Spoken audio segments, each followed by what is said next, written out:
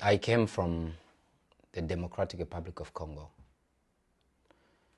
and became a refugee in 2005 in Uganda.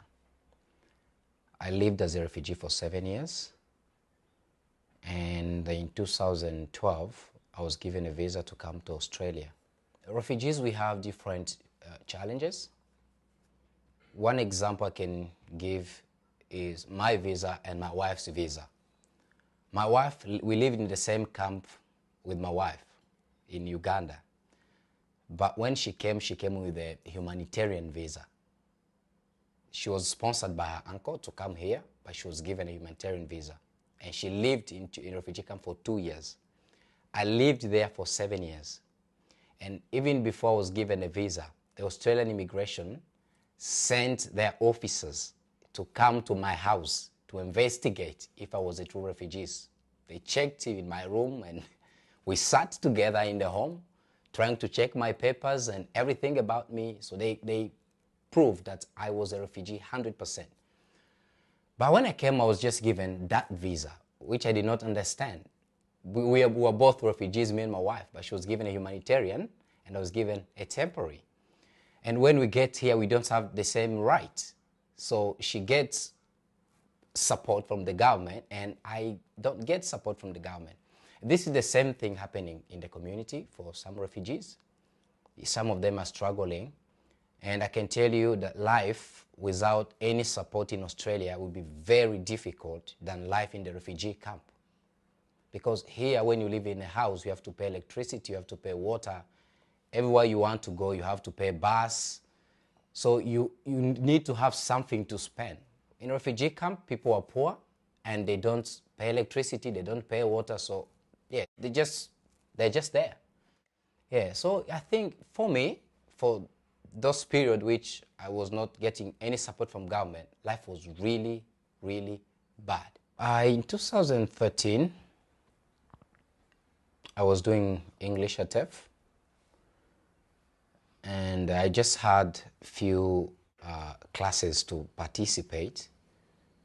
I was not eligible to study other classes because of my visa status. But when my visa was changed from a temporary resident to a permanent resident, I became eligible to study at TEF. And this is when I did English for academic purpose, which is the highest level of English at TEF. Got my certificate 4 in English. And then in 2014, I did human resources at Shelahaba TEF, certificate 4 as well. And now, this year, my plan was to study the Diploma of Community Services, because this is what I've been doing.